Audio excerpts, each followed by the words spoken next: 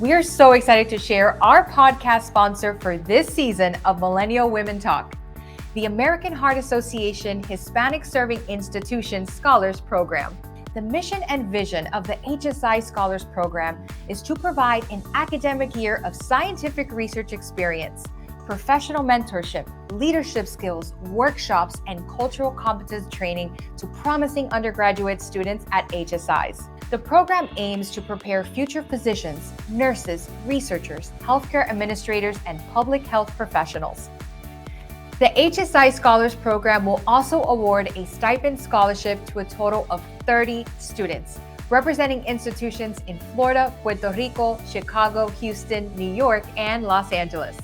As Latinas ourselves, we strongly support Hispanic serving institutions across our country.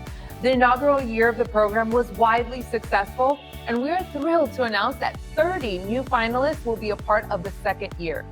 Students who are a part of the program will have the opportunity to attend the American Heart Association Scientific Session in Chicago this year and get connected with the association's healthcare network that is ongoing and could lead to potential career opportunities. We want to thank the American Heart Association Hispanic Serving Institution Scholars Program for sponsoring this season of Millennial Women Talk.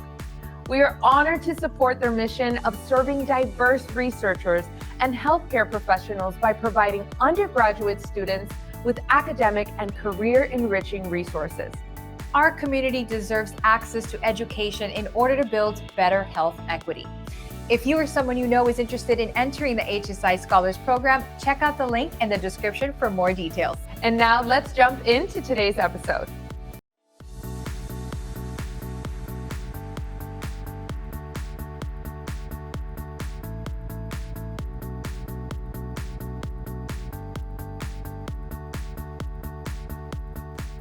Hey MW, I'm Melissa. And I'm Stephanie Carcache, and we are two sisters and the founders of Millennial Women. And your host of Millennial Women Talk podcast. We are so grateful that you're sharing your time with us today. By tuning into this episode, you're investing in becoming the best version of you, and we are thrilled to be on this journey together. On this episode, we got the chance to speak with Loren Ridinger. She is a powerhouse entrepreneur who built a billion-dollar business from scratch.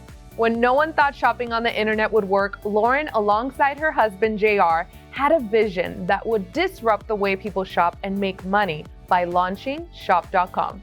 She has been named Vogue's top 100 influential women, a top 50 entrepreneur by Business Leader magazine, and Forbes also named Loren's personal blog, Loren's World, a top 100 website for women.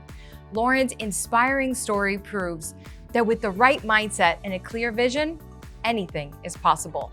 Here is our conversation with Loren Ridinger.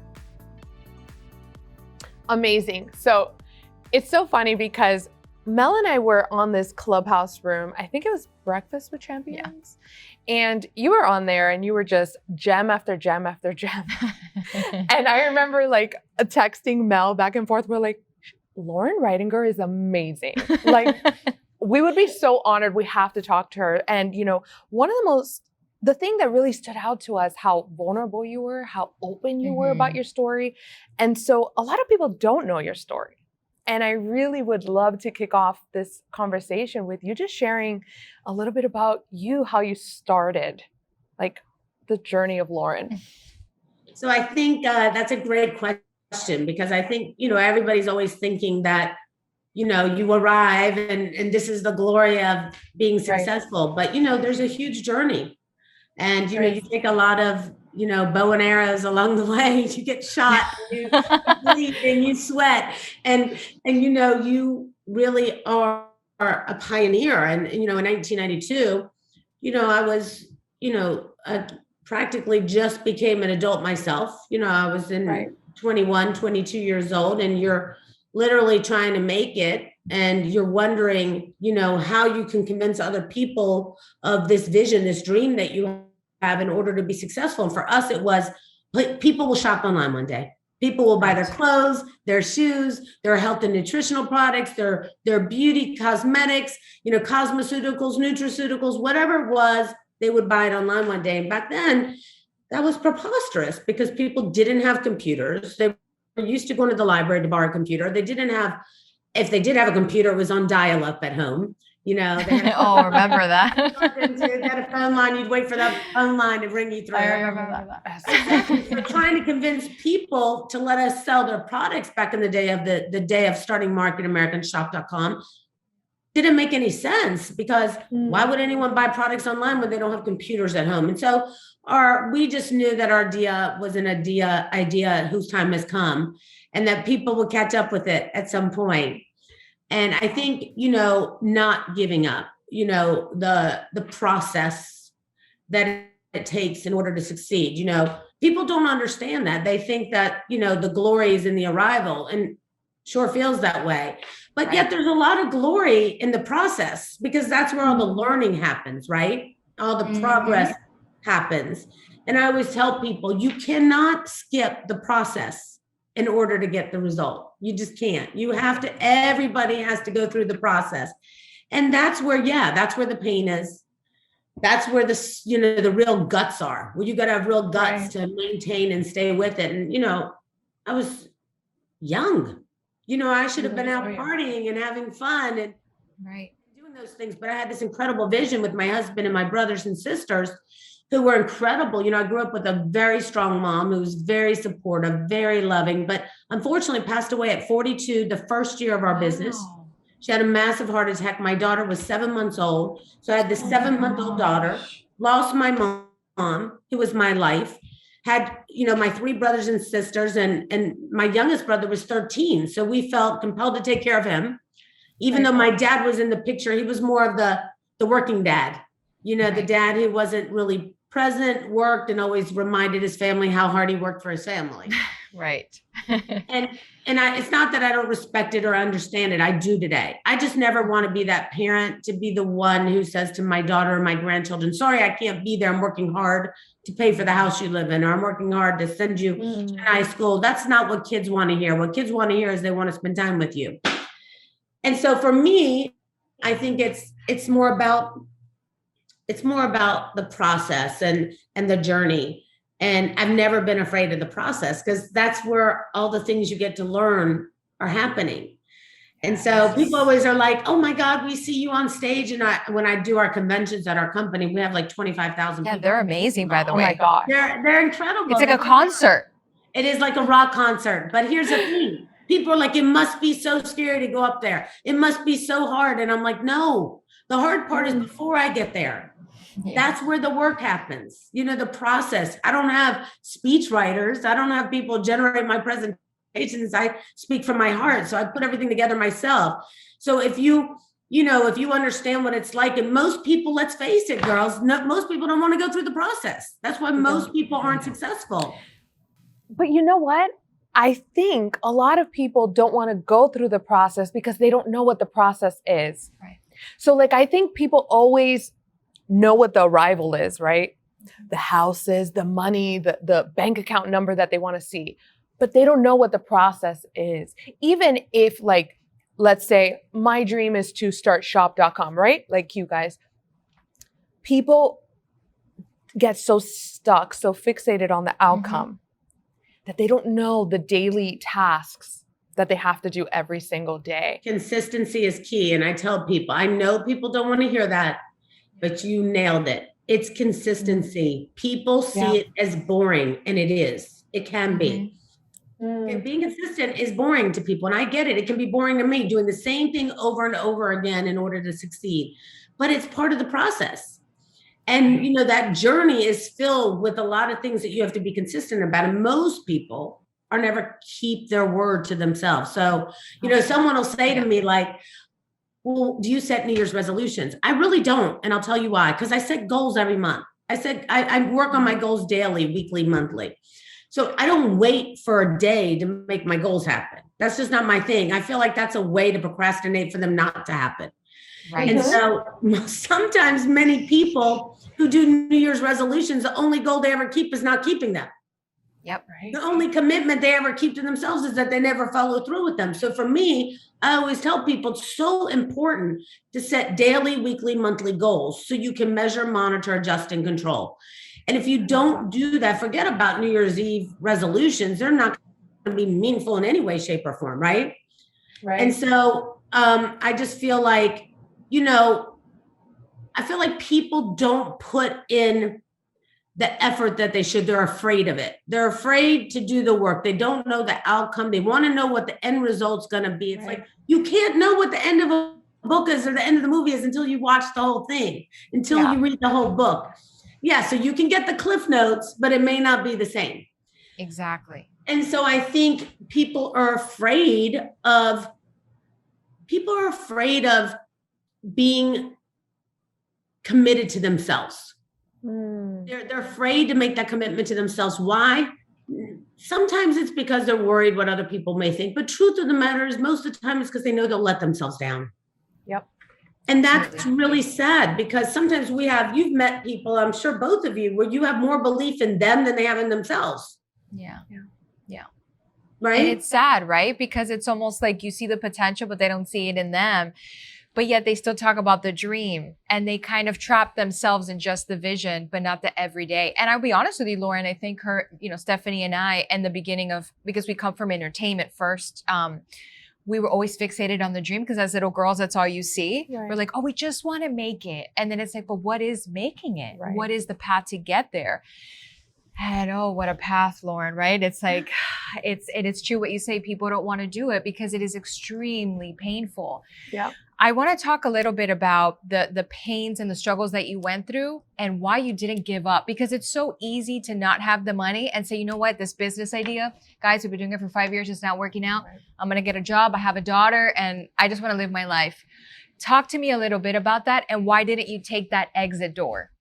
I think because I'm extremely motivated as a person, number one. I'm extremely passionate. I'm extremely driven. I am totally challenged every day, and I look forward to it. I'm the girl who's like, give it to me. Give me more. Yeah.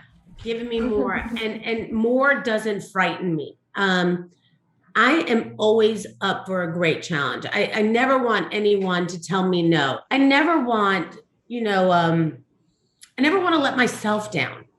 And so I've kind of created this, circle around me. And I don't mean just with my friends and family, but myself, a commitment to myself. Like, I know what I'm capable of doing. I totally refuse to be around anyone who's negative. I've built my whole life that way. When I told my husband when I married him, look, if you can't make yourself happy, I'm not the girl to marry, because I'm not the girl who's going to be like, come on, baby, we can do this. I'm not going to be your cheerleader. Yeah. I'll be your cheerleader with you, but I'm not going to kick you. I'm going to just do it with you. I'll meet you 100% of the way. So, I'm really passionate about the process, and I'm not afraid to go through the pain. I know that there is pain. I know that we will endure things that most people can't. How low did you go at one point? Oh, I mean, we had no money. I mean, it was really a sense of, fight or do you be starving? You know what I mean? Like, we had to, my parents didn't have money either. So my mom would give my husband and I macaroni and cheese to eat, because it was that tough. We didn't have a car. The car that we got to get at the end of the day in our first couple of years, was like a little Honda Accord with a broken mirror. The steering wheel would smoke up, and sometimes we'd get electrocuted when we turn it on to drive it. The process of all of that, and not quitting and not giving up on people saying no, closing the door every single time was, challenging, because, you have to kind of psych yourself back up and say, you know what, they don't matter. And then I realized a really easy trick. I would be able to eliminate them if I wanted to. And I could do that by ignoring them and not taking their call and taking a mental vacation from them. And so mental vacations happened a lot for me. I would take mental vacations from my dad, because my dad, when my mom passed away in the first year of the business, my dad was still there. But I remember him telling me, oh, you think you're going to have it made one day and going to live like Disney World and have a house with housekeepers and live this grand old life, and it's not going to be that way. So you should just be a flight attendant. You should just be this. Wow. And he kind of had his life set out for me. And the problem was that was his life, not mine. Right. And I think, until you come to that crossroads in your life and you say, you know what, I'm going to be authentic to myself. I'm going to be true to me. I'm not going to be good being what somebody else wants me to be. So I need to be me. And I told my dad really early on at the age of 18, I know you want me to work for Eastern Airlines, which was then became US Airways, which then became, I can't remember the other airlines, but it did. And I said, that's just not what I want. One day I'm going to be on a plane, but it's going to be one I own. Wow. And, he didn't get that. It was hard for him to accept that at first, because it's so much easier for us as young adults to go with the flow and be who somebody else wants us to be, or who our parents are directing us to be, rather than stepping out like you guys or like I have and saying, you know what, we're going to do what we want to do. And maybe everybody doesn't agree with it. And I might make some enemies along the way. And I might have to cut off some people along the way. And it doesn't mean I don't love you. It doesn't mean I don't care about you. It just means I need to take a mental break from you right now. Yeah, and absolutely. I've learned that, and I know that you guys have probably learned the same, that it's okay to take a mental vacation. It's okay to say, Dad, I love you, but not right now. I'm not going to be hanging out with you right now. I'll check on you. I'll come check on you. I'll be here if you need me. But right now, I got to be me. Yes. And that's a hard thing for people to do, because what happens is generally it's not just their parents. You both know it's generally their best friend, their boyfriend, their girlfriend, somebody that they think they love. And that person is telling them not to go after their dreams or goals. And what happens is they're held back because of what somebody else wants for them, because somebody else doesn't want you to succeed. They don't want you to make it, because what happens to them when you leave them? Right. Like, well, if you make it, well, who's going to hang out with me? And so what happens is people choose not to choose to eliminate that person. And you cannot succeed with it being an impediment in your way. Yes. And it becomes these self-limiting beliefs that can go on for years. And you don't even realize that it was because you were hearing these safe conversations in the circle that you were running with, right? The normal way of life, right? And I say normal because normal is so subjective, but it's like, exactly. I choose the abnormal way. Right. Yeah. And even like, but that's your normal, right? Like there's no right or wrong way of life. It's just, what is it that you want? It's funny that you say that, because you talk about what's your normal. And, I remember very vividly, Jennifer Lopez and I were in Vegas when she was doing her residency. And we were sitting in a booth eating dinner or lunch, like we were, because I went for like a few days to see the show for a few days. And we were talking about our schedule and how, we always try to rendezvous whenever we can. Because, there's only a handful of us a handful of us that are close friends for all these years. And so we were talking about like how the magic formula works. And the truth of the matter is there is none. And whatever works for you, like for her and I, our schedule was always erratic. So if it meant having dinner at 10:30 at night, that's what we would do. If it meant not sending our kids to school for the week and taking them with us and staying up till midnight with us so we can see them while we work, then that's what we would do. So that may not be normal, like you say, for someone else, but it's normal for us. And sometimes it's your normal. It's your normal that has to work. And you don't need to apologize for that. And you said it perfectly. Oh, yeah. I love that. And not allow the people to judge the way that you live your life, right? Listen, I can so relate to this conversation. When our parents are Cuban, they came to this country when they were young. Their dream was to, have a business and make a life for themselves in the US. And when I was about 18, my dad finally broke through and, found all this abundance in his life. And his dream was for us to work with him. And that was not our calling. And so many people are like, you're so stupid. You have a company that's already set up. You can take it over. And her and I decided to take a very challenging path. And it takes, a lot of prayer, right? We're women of faith. We're Christian. And I always say, God, you led us here. I don't know why, because this looks like a dead end to me. But you know what? I'm just going to keep putting one foot in front of the other and figure it out. And it's hard because especially when it's your parents, right? They don't understand. They're like, why are you suffering so much? You know what I mean? But it's like, but I know that this is what we have to do. Right. And I love that you went through that too. Most people are afraid to do what you guys do. Most The people are suffering afraid to part. do it. Yeah. They won't do that, even though, because they think it means that they don't love their parents. And that is Right. nothing to be further than the truth. I actually love my parents so much that I have to show them I can do this. Yeah.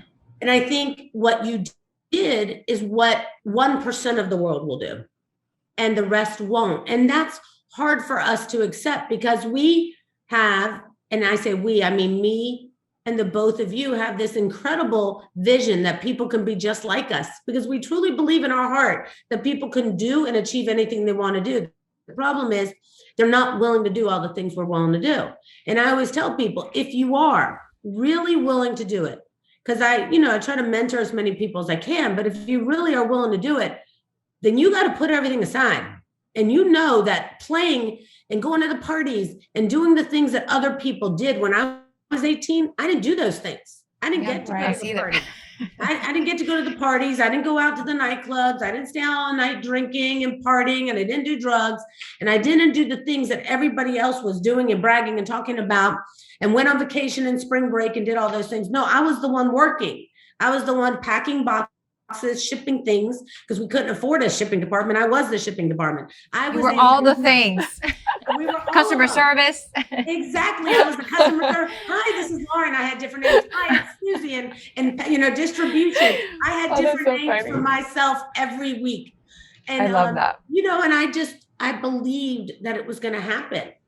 And I think that when you do what you both stepped out and did, well, that speaks volumes to people. People want to do it, but let's face it, Melissa, they don't do it. Yeah, it's tough. It's tough. But you know what? If you say to people, hey, the outcome is great, just do this. And there's not going to be this timeline of saying, hey, by this time you'll get here, because you never know when you will arrive. That's the truth. I think it gives people some peace. And I want to talk more about arrival, right? Because we still have a lot more years of hustle in us. And I'm sure, and you already said it to us in the beginning. I'm not sure if we were rolling, but you're like, we're never going to retire, you and your hubby. The hustle never ends. It never ends. But I want to talk to you about that, right? Because, I mean, we live in Miami. We've seen your boat, drive by. It's a little hard to miss, Loren, off of getting the Julia Tuttle. It's a little bit hard to miss. But, you've come to a place that a lot of people are striving for. 1% of people are striving for, right? Right. Let's be honest. But did you ever expect the amount of success that you reached? Like, did you ever really, did you write down 1 billion in a napkin and sleep on it? Like, was it something that you really had in your mind? Like, talk to us a little bit about success. It's such a great question. And, I think it's one of the questions I'm asked a lot. And to be honest with you, just being realistic and honest, when you're on your way, and you guys know this even to the point you've gotten, I think you're just stars. You're just beginning, right? You're getting ready to go hard. So when you get to that point where, you're on your way and you're fighting, you're doing whatever it takes to get there. And sometimes you have good days and sometimes you have more challenging days. You never stop to record your success along the way because you're too busy getting there. Yeah.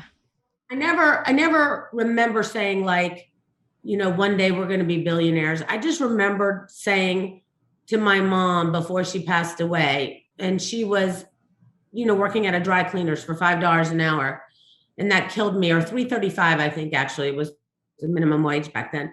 And I said to her, Mom, one day you're not going to work in the dry cleaners this time next year.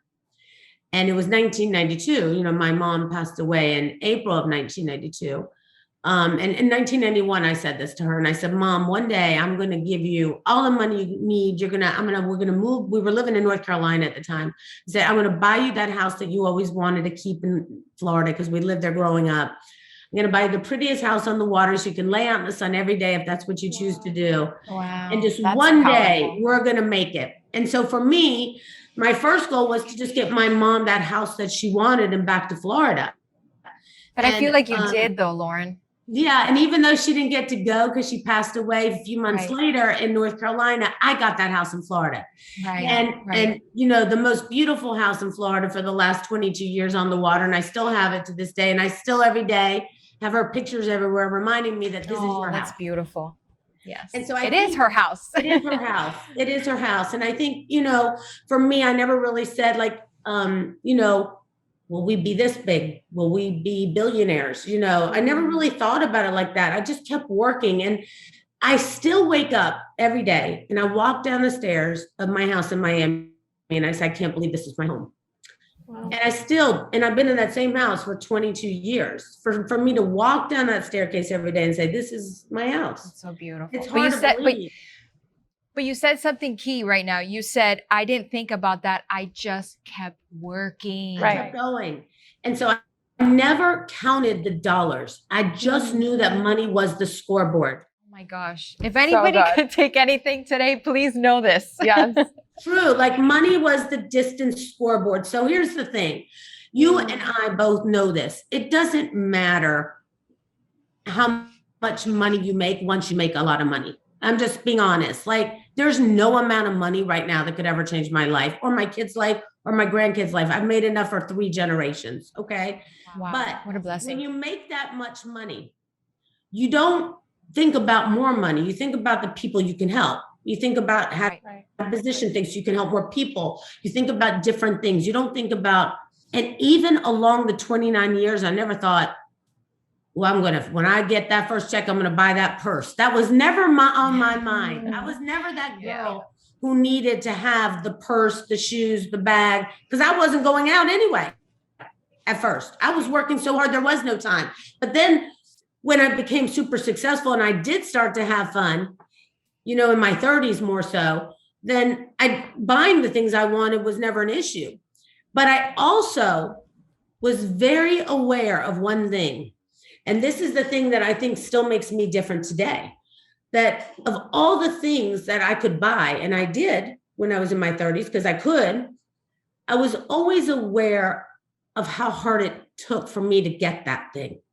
So whether it was a purse or a chair in my office or a rug that my kids would run on and mud on the floor, I would always be conscious of all the things that we did, that we had to do to get those things and appreciate them. So anytime I bought my daughter something special from the time she was young, because when she was born, I was just starting, we had nothing. But by the time she was 5 years in the business, we were already millionaires.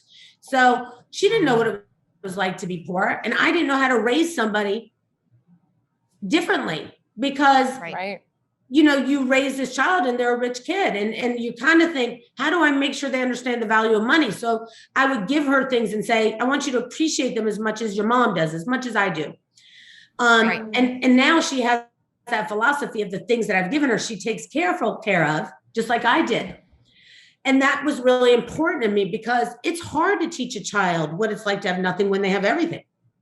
Exactly. And I think, if anything, that's always the biggest challenge for somebody who's become successful is like, how do I not just lead with love as a parent, but how do I make sure they understand how hard I work for it? So I could have stopped. I could have stopped along the way and said, you know what? I don't have to do any more. I don't need to make any more money. And I still sometimes have those conversations with my husband. Just 2 days ago, we had all of our bankers in and I said to them, look, guys, I don't need to work much harder, but I do because I love what I do. I love helping people. That's the key. I want to figure out a way to get rid of it now, because you can only have so much money when you go. You got to make sure when you cross the half point, now that I'm 50, I think to myself all the time, like there's not much more that I can do before I got to start giving it away. So you think, well, how do I give this money away to my family and make sure that they still appreciate it?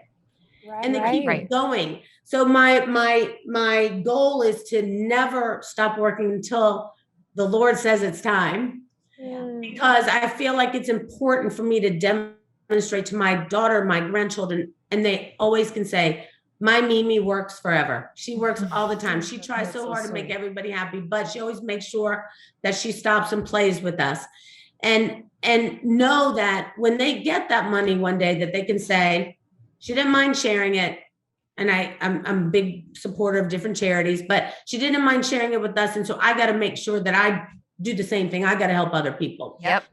That's the key. I love that. It's key, right? I think it's key. And I think, if I were ever to say, did I think I would be as big as we are today? Probably, but not because I put a number down. It was more because I never slowed down. I never stopped to say, well, we didn't make enough money. I just said, we got to do better. We got to do better. We can do more. And I didn't mean more money. Let's do more to help people. I always looked at the situation as coming out with the product. Great. How are we going to help people with it? What's it going to do for people? Why will she like it? What will she need it for? How can we get it to her faster? How can we make her returns easier?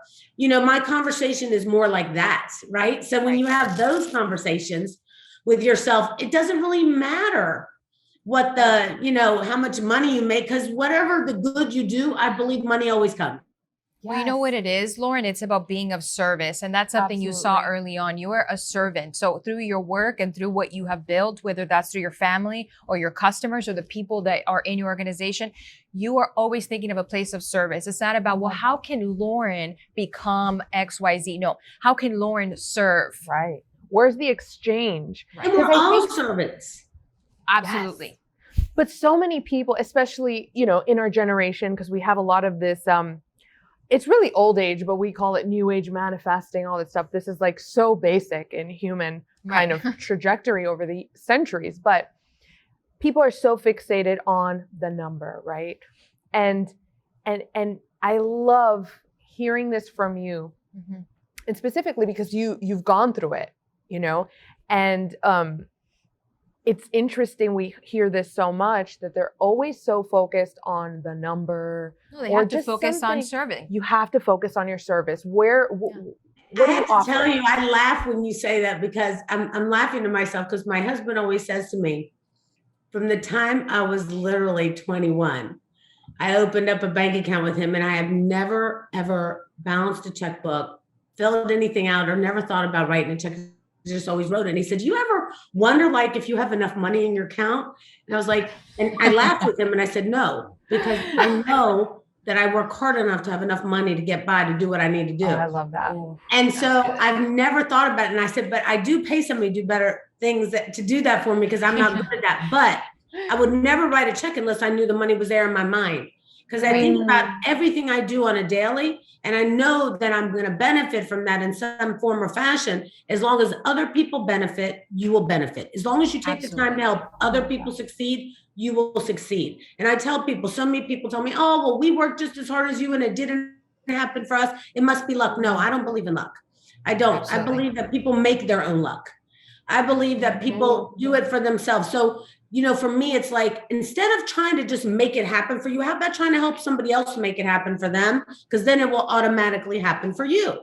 Yeah. Yes. I love that. Oh, that is so good. It's true, right? And, people say, well, what is it that you do every day that makes it different? I mean, I truly believe that as people, we have a tendency to procrastinate.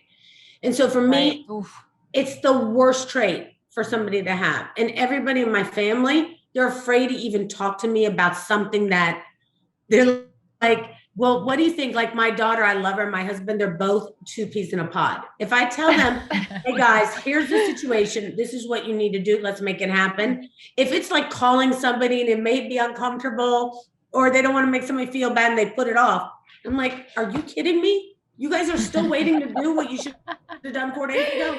Yeah. I'm the girl that wakes up every day and I do the hardest things first, no matter what. No matter what, the hardest things first. So by the time 1 o'clock rolls around, guess what? I get to do what I want to do. Hang out with you guys, have a conversation with friends, have a cup of tea in the afternoon, go play superheroes with my grandkids, run around the yard and go on the water slide with them, do whatever I want to do. So I don't have to feel bad, because if you build your day by doing the hardest things first, the things that most people avoid, the challenges that most people hate, because let's face it, the thing that most people hate the most is confrontation. So if you are willing, right, to pick up the phone call and make that hard phone call, if you're willing to, if it's, having a conversation with somebody that you manage and that you're avoiding doing that because you don't want to hurt their feelings, or calling your mom and handling something that you shouldn't be doing, whatever the hard thing is, get it done first. So you can, because if you do it first in the first few hours, you've already succeeded for the day. Everything else is extra. Everything else is extra. I love that. So you feel at the end of the day like you succeeded, and also it's not weighing on you all day. So you're having a bad day because you got to get that done. Rolling on. I'm already done. My hard stuff's done today. Yes. Oh my gosh. That's some good advice. I love that. Oh my gosh, Loren, you're just a pot of gem. I do want to ask you a business question, if you don't mind. So in our culture, especially like millennials either are entrepreneurs, have side hustles, or I don't know, they just have some sort of own business. And we've been taught to either raise capital, grab a loan, or just invest our entire money, our savings, whatever, into our business. What are your thoughts on that? How did you do it? We didn't raise any money. Okay. We did it with the money Which we is had. crazy because you're a tech company. Yeah, that's bananas. Nobody can believe it when they hear it. We had $50,000 that we had saved up from working other jobs, and we put all of that into our business. And we didn't borrow any money. We didn't raise any capital. We didn't have any loans out, and we still have no debt to this day. We're a really solid cash business. We doing over $1 billion a year now. And you're just really, really solid. Never had built any debt or anything. Never borrowed anything. And I believe that people have a tendency to throw it away too soon. I think that people try to give away equity too fast. Sometimes it's better to build a team. What we did is we built a team of people. So I had my brothers and sisters. I had people I went to school with, high school with, friends that were fathers and friends whose parents joined us. And, we built this solid team of like 12 people. And we said, hey, listen, we don't have any money. I can't afford to pay you. I can give you a couple $100 a week back then, but if you stick with me and you stay with me, I promise you, there will be bonuses that will make you so happy that you'll be able to build the home of your dreams. And we kept those words. And we kept our word. So everybody who joined us back then is still with us today. We've never changed teams. We've never lost any of our team members over 29 years. Every promise we ever made, we kept. We didn't have to give away all the equity. The only person who has equity besides my husband and I is my brother, who's the president of the company, because he put so much of his heart into it.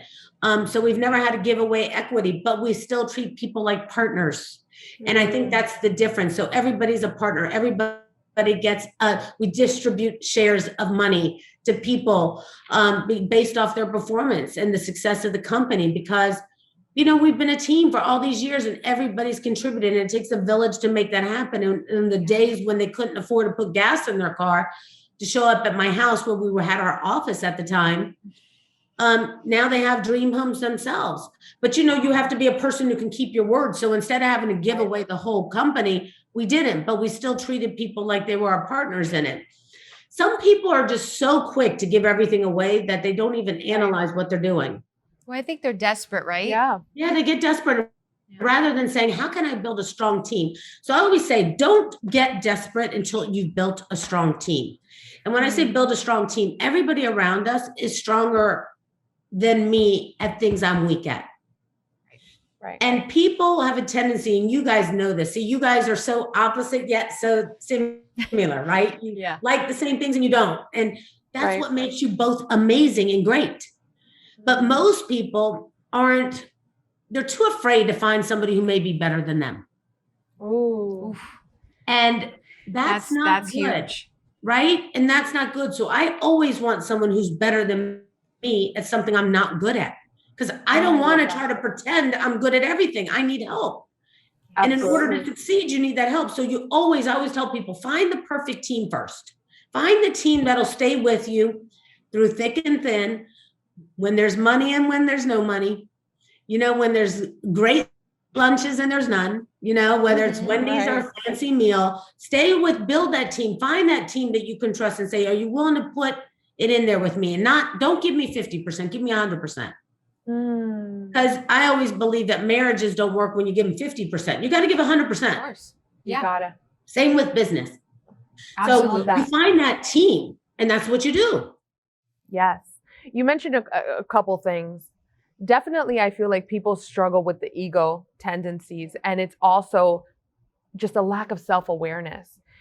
Some people are so just caught up in their ego because they think that that's the key to confidence, which fake it till you make it. Right. They just get so caught up in that. And we quickly learned that doesn't work. No, it definitely doesn't. And it's just interesting how many people get in their own way because they get stuck on this ego because they think it's being self-confident. Or it's also shame, like, oh, I suck at that. Yeah.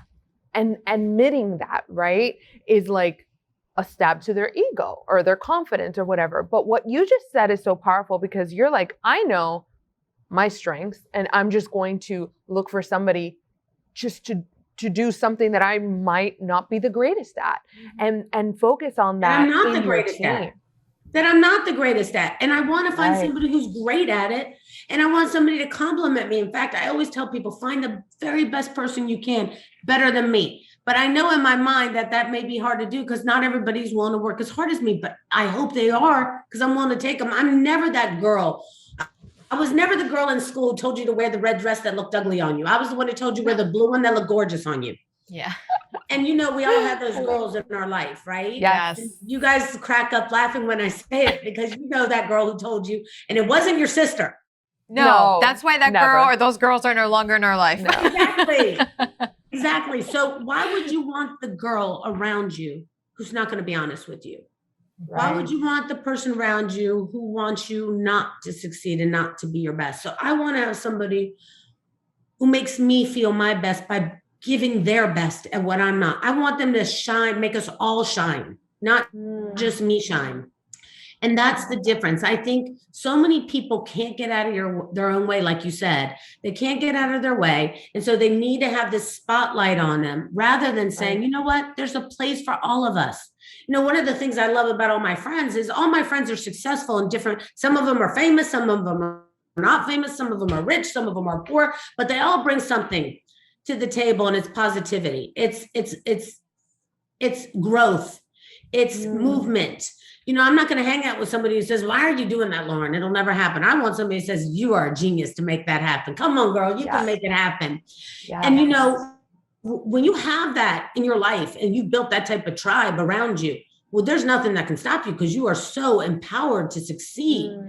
And you should want to build the same thing for you. You should want to build that same team around you. I've never understood these women who actually hire people, or men who hire people to make others feel belittled.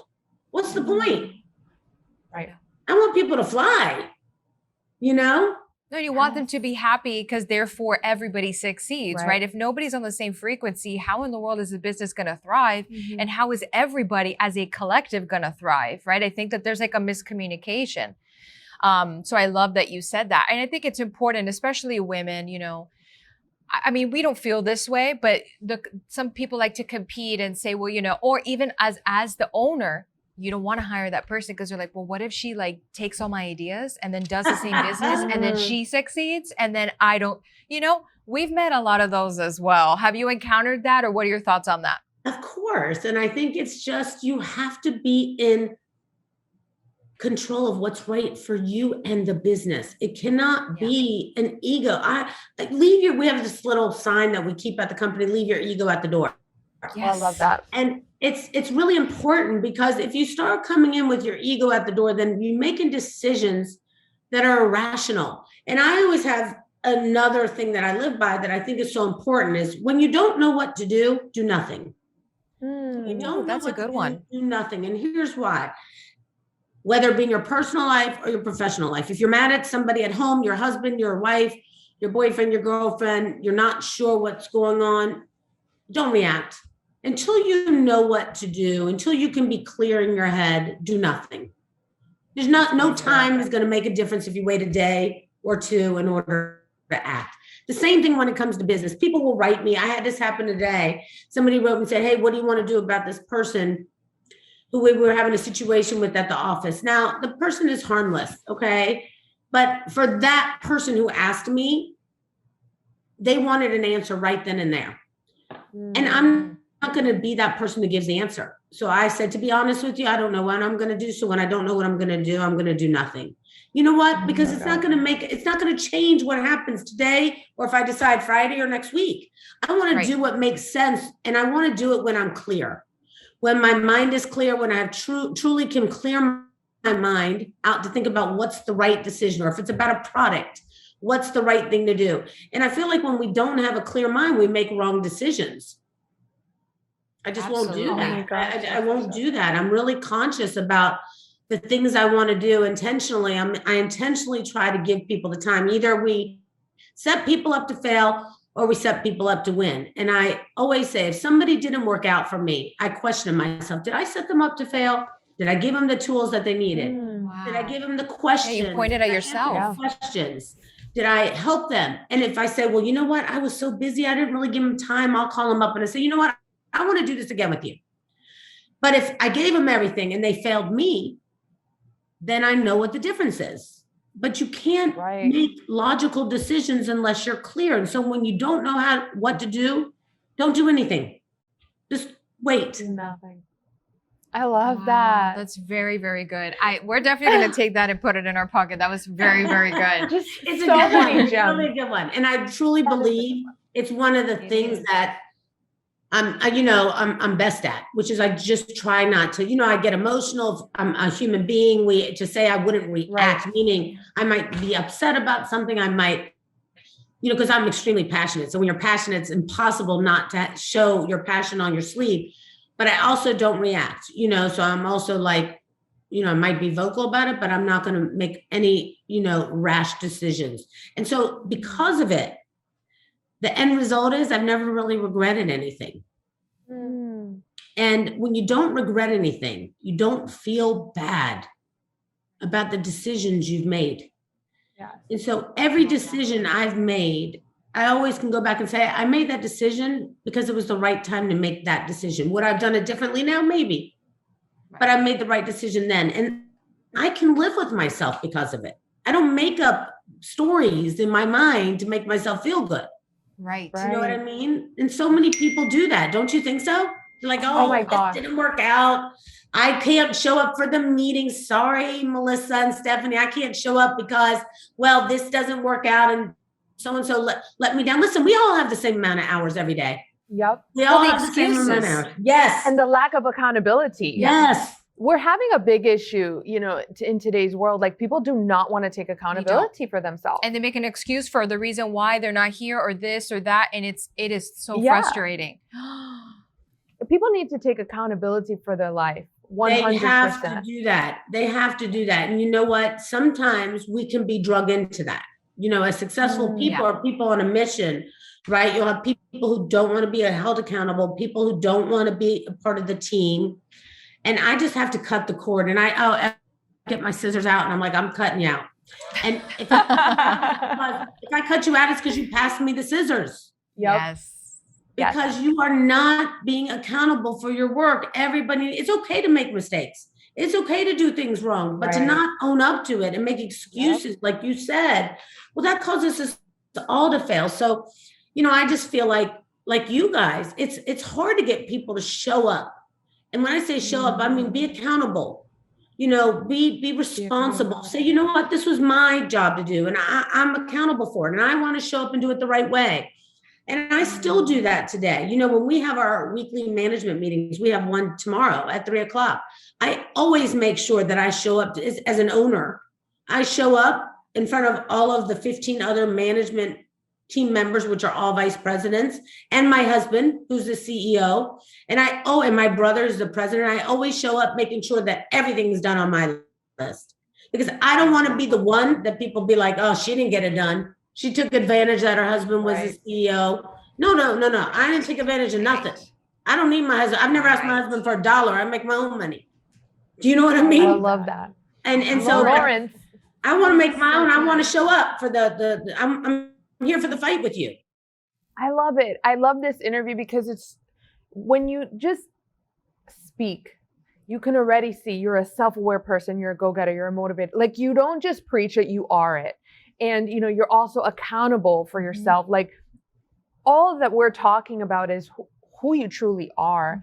And what fascinates me, Loren, is that, Mel mentioned we've been following you for years. And so many people just don't know this about you. And, when they see JR, it's like, oh, now I get it. Why? And it's like, no. It irritates me. It irritates me. Sure it does. Oh, I'm like, you guys have no idea. I never forget my first Christmas with JR. He gave me you remember, the Footprints poem, Yes. Yeah. Where were you, God, when I needed you the most? I was there carrying you. He gave me that plaque, and he gave me a note and said, one day for Christmas, I will fill this entire room, and it was a small room because we lived in a small apartment. I will fill this room with gifts for you for Christmas one day when I can afford to buy you one. And at the time, I remember thinking, this guy's the nicest guy I've ever met. I was mad in love with him. I was 18, and I remember thinking, he's going to be something special one day. We're going to be this dynamic duo. We're going to change people's lives. And do you know that next year he filled that room with gifts, that same room with gifts, all the way to the ceiling. As small as that room was, they were filled to the room. And do you know that the first one he ever gave me, I always joke, was a cubic zirconia because that was all he could afford. But one day, 10 years into our business, and in 2002, he said to me one day, I told you I was going to buy you a real diamond, the biggest diamond I could ever find. And he took me to Jacob the jeweler, and he did. And he said, that is the biggest one you could ever find. And, be a person of your word. Oh, yes. Be a person of your word. Show up, man. Be a person of, keep your word. Even if your word is, like I said, in the beginning days, when I told my team, I don't have any money to pay you. I don't know how you're going to afford to get here. We can all carpool, whatever we can do. I don't know how you're going to eat because I don't know how I'm going to eat this week. But I will tell you this, it will be one day you'll buy your dream home. And one day you'll be able to have all the things you wish for because you stayed with me. Because I'm going to make this. I'm not going to quit on you. So as long as you don't quit on me, you're going to be along for the ride. And they did. And some of them had, of course, more value than others along the way. Right. But they were all taken care of, and they're all still there. And to this day, even when they don't have their strengths at certain things, we do the same thing we do with ourselves. Let's find somebody where they're weak and bring them in to help them. And so they can shine, so everyone can shine. And I still think that that's the true key to success. I still feel like the real key to success is not quitting, not giving up, knowing that you can achieve anything you want, but be willing to tackle the world, put everybody else to the side, find your sister, your best friend, and just say, you know what, run with me, go with me. And when you do that, that's why when Melissa wrote me originally and she told me you guys' story, I was so blown away, because to grab your sister and do it together, that's powerful, man. Most people won't do that. They don't even like their sister, most people. Yeah, that's so sad. I hate when I hear that. Yeah. Do it is amazing. And that means you're just beginning. That's why I wanted to do this with you guys. You guys are just beginning. So don't let anybody dim your shine. And we appreciate you for doing that. That means a lot to us, Loren. So much, because you are a person that we truly admire. And the fact that you said yes, because you go on this journey and you know it when you first started shop.com, right? It's like you get all the no's. But then when you get the yeses, it's like I'm not going to get emotional, stop. I know, it's hard for me not to also. I get it. It's because you're like, no. But then, we're like, no, but we got to keep on. And like, now we're in this set, and it's just humbling. We started in such a small closet. Yeah. Our parents have a construction company, and in the back of their warehouse, we just took over the small little closet. We didn't have, we had little equipment and, that's and now the best we're here, story in the world. But to be seeing your face, honestly, but to be seeing your face, it's like, because we've been following you for a long time. You are definitely a person that we admire, especially as women, There's not a lot of successful women. Right. And with meaning and intention, because you can see a successful woman, but her heart is not seen like yours is seen. Your intentions, you're the real deal. You really are. Oh, I love you guys. And I feel like I know that that's what you guys have. I knew it as soon as you wrote me. I was very connected to you right away. That's why I got back to you right away when you told me. I was like, yes. And I wanted to do it in person, but then I was worried I wouldn't be there, and I didn't want to commit to something I couldn't do. That's why I said virtual right away. And sure enough, I ended up coming here at the last minute, like I thought. But I always want to show up. I always want to be present. I always want to keep my word. And I'm always inspired by other people like yourself who don't quit, who don't stop, who, grab that girl, that guy who's going to run with them and say, we're in it to win it. We're doing it together. And is not afraid to say, Mom and Dad, I'm sorry. I can't take this road with you. It doesn't mean I don't love you. I'll be here for you. You know what I mean? Pray that you have somebody like you have each other, and I'm Absolutely. so blessed because I have my two brothers and my sister, and all of them work with the company. All of them are executives with the company. That my daughter is, grown two successful brands inside the company and watched me work really hard. So, I'm so proud of where we've come, yet I know that we have to go so much further. I know that I'm here to do a lot more still. And I think that, when I think about all the things that I've done and all the things that I've had, I never add them up. Like I said, they're always the scoreboard. It's always about who else can I help next? What else can I do to make a difference? I want to leave a mark on my life that somebody says, hey, she was great. She helped me no matter what. Yeah, I love that. Oh, Loren, you have dropped endless gems that I don't even know, like, how are we going to put this into like a promo clip? Because there's just so many great things. But before we leave you today, I would love for you to share, maybe some best advice for, the millennial women, the women of our generation, and maybe share your tools, like maybe your morning routine, or how do you get your mind right? Because I feel like in order for you to be successful in anything, it's got to be here. It's placed here, then it's got to be here. So what is that for you? All about mindset. My whole life is about mindset. And so first of all, you got to control your time. There's the two most important commodities we have, as you both know, are time and building relationships. So for me, like, my relationship with you guys is now very important to me. So you want to build on relationships. Why? Because you can always, if you build on a relationship you met today, then you can always be there for each other if you need each other. Yeah. So building relationships, number two most important commodity, and the first one is time. Right. We can't control time. Doesn't matter how much money we have, and we're all waiting in line for God to call us. We have no idea what part of the line he's going to pull us out. And, we're all, you, me, and everybody else are all in that line. And we sometimes get shocked because we'll get a message that a friend that we love passed away. And we're like, whoa, they're supposed to be way back there. Yes. And they're not. And they're all the way been brought up to the front of the line. So I want to make the line count. I want to do everything I can while I'm in the line. And that's why I tell people, you got to control your time. You got to wake up in the morning and do the hardest things first, no matter what. So you know what? So you can do the things you love the most. And it doesn't have to be about money. It can be about just your time. So you should wake up and tackle those hard things first. So once they're done, like you said earlier, Stephanie and Melissa, you already feel accomplished. You already feel like you've won the day. You've already won, and you both understand that well. The second most important thing to do is to do something that makes you happy. For me, that's being with my grandkids, for sure, my daughter, spending that time with them. I put my soul into it. So if I do something, I live by the word soul. And if I'm going to work and make the calls I have to do, I'm going to put my soul into it. If I show up for the meeting and I've got to train people, I'm going to put my soul into it. And that means I'm going to give them all I got. Because I do understand there's a very powerful word in our life called value.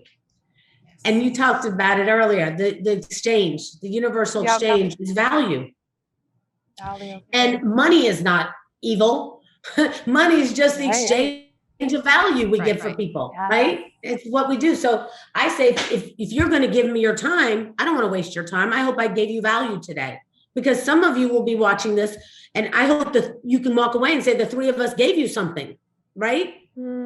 That's the goal. That's how you feel. You want and you want the same thing. We want everybody who watches this to say, well, I hope we gave you something for giving your time, for watching this for us. So value is so important. Time is so important. So I want you to take advantage of that. Do something you love doing that makes you happy, because there's a lot of things in life that you'll have to do and on your way to success that aren't pleasurable, that won't feel good. But if you're still balancing by having something that you love that you do, you'll be happy. You won't be able to do everything you want to do, but one day you will. Ooh, one day you will. Loren, powerful. Let me just tell you. Last thing I'm going to say. Go for it. Is don't go to bed. And I have these all over my desk. You'll see. And I'll send you a photo. You'll crack up. I'll DM it to you, or you'll send me your cell phone number. All over my desk are sticky notes. And I have a whole wall here filled with them. Every one of these represents a month to me. And I have all of the amount of months I'm supposed to have in a quality life left on my board. So every time I remove one of these notes, I've lost a month of my life. But I've also accomplished a lot. So when you pull that note off, each one of them have very defined goals, like big ones. They're big, the big bucket items, right? Like move the company to this level. Make sure you do your last will and testament, whatever they are. They're big ones. I have a lot on here. I'll send you a photograph. You'll be amazed. I gotta see this. Every time I take one off, it's 1 month less that I have to live. So I make sure that it was so big that I accomplished so much in that time that taking it off felt good. And that's really important. So never go to bed without writing your list of things to do on little sticky notes. And keep those daily ones right in front of you on your desk so you can see them every day. Because I'm old fashioned that way. I need to be able to see it because we don't go back to our emails. Let's stop lying. We get emails for weeks and then we forget them. We're like, oh my God, I forgot to answer the email. What do? I write it down on a little sticky note. My big goals on the big sticky notes and my little goals every day, the things I got to do right in front of me. So every night before I go to bed, I already know what I have to do the next morning. And I don't schedule any calls between 8 and 10:30 in the morning. Why do I do that? Because I need to control my time. That's the time I'm going to try to be clear and make some conscious decisions about the things that could affect the future, whether it be for the company, myself, my children, my husband. I try to take that time, have breakfast with the family, because if you start taking calls that you're not in control of at 9 o'clock, even though you may be the boss, and you start getting a call and somebody starts calling you and tell you all the bad news of the day, you've already started your day off on the wrong foot. Yes. Right. I'd rather control my time. And control the energy that comes in and out. Yes. If I don't know it at 10 o'clock, unless it's an emergency, what's the difference in knowing it at 10:30 versus 8 o'clock? So my point is that at least you get to control your time. And I think that's the most important thing. And don't quit because, women, I'm a big proponent of women, you can be anything you want to be. We all know that women are actually better than men. And I believe it with all I am. And that doesn't mean I don't love men because I do. I have 2 brothers and a great husband. But I truly believe that if you're happy that you have a man, a husband, a boyfriend, somebody who really pushes you and supports you. Because if somebody doesn't want you to fly, they don't want you to succeed. And you may not be looking in the mirror, but that's not the right person. The person who wants you to flourish, the person who wants to put your wings back on, not clip them, is the person you should be with. And so, fly and you can achieve anything you want and believe in yourself. Believe in yourself and stop worrying about what people think. Because if you only realize how little they really do, you wouldn't worry at all. Wow. That's really beautiful, Loren. Oh my gosh, That you're was amazing. We are So beyond much grateful. value. Like I love you even- guys. You guys are incredible. No, Thank we you. love you. Honestly, without a doubt, I know that the goal was accomplished. You are such a gem. You have blessed us with so much value. And so I know whoever is listening or seeing this right now is going to feel the same thing. And, you're just amazing. I love you forever guys. You grateful. guys are awesome. And make sure you DM me your cell phone because I'm going to text you. Yeah, I will. I love you guys so much. We love you, Loren. Let's do this again soon, okay? Yes. Yes, when you're back in Miami, please. Well, in person. Yes, on the boat. Oh, don't tempt me with a good time, Loren. Don't tempt us with a good promise time. you, on the boat. We'll film from the boat. Oh, that'd be fabulous. That'd be nice. I love that. Love We you Loren. guys. Thank you. Love you. Bye-bye.